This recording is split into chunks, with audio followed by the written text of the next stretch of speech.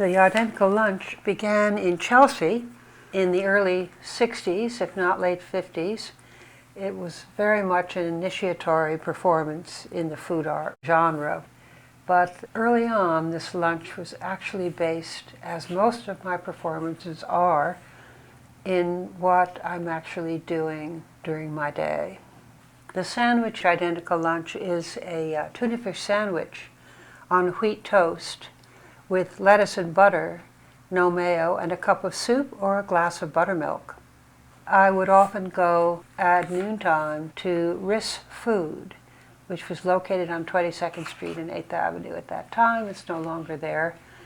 But it was very close to the Something Else Press, where Dick Higgins was turning out avant-garde books. So I would go with friends such as Philip Corner or John Giorno.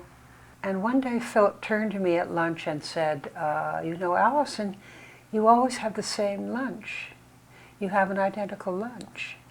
And at that point we realized I was somehow involved in a performance. But the reason I had that lunch was because it was not a great cafe. And I had tried everything and ended up with the lunch as the best thing in that restaurant. A Riss table, I usually had 4 or 5 people to come and eat the lunch. And the reactions and the way that people ate it and how they felt about it was extremely different.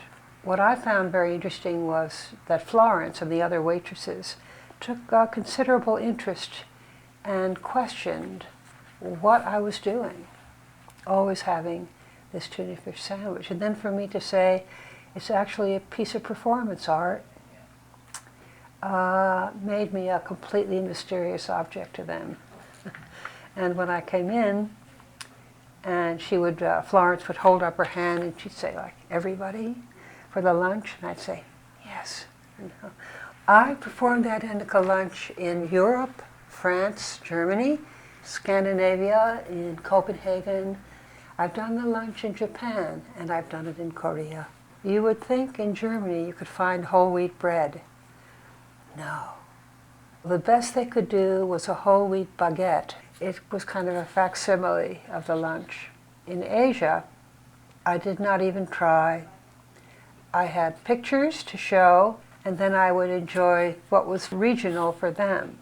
So what connected it to the lunch was that they could get me a regional tofu soup or whatever, as my lunch had been regional to me. Not much of an excuse, but George Machunas decided to create his own Identical Lunch performance. And it seemed to me that if he used that exact lunch, he was free to do what he wanted.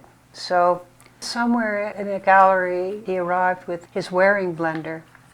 And we blended the lunch, we passed it out in little cups, and realized it's a delicious cold fish soup.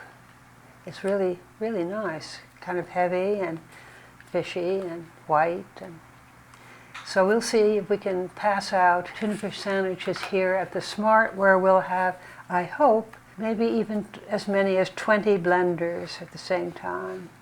So I'll be able to conduct the sound to bring in blender number 4 or take number 2 down to low, or I think I'll have a lot of fun. I think the way to invite people to perform is they bring their own blender and we provide everything else. Okay.